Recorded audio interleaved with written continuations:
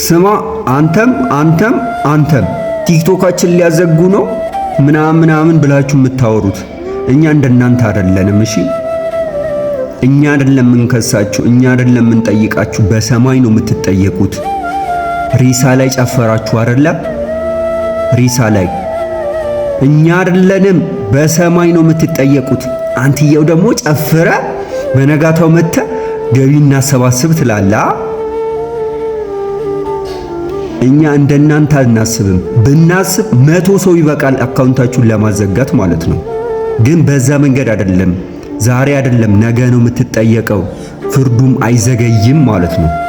ይሄ እኮ ያንተ እምነት የሌላው እምነት ተመሳሳይ ሁን ለምን አትከራከርም አይደለም። ይሄ ሰዋዊነት ነው።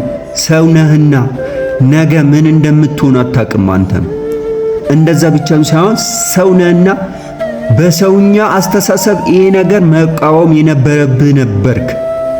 እነዚህ ብቻ አይደሉም፣ ሌሎቹም አላችሁ። ተጠንቀቁ።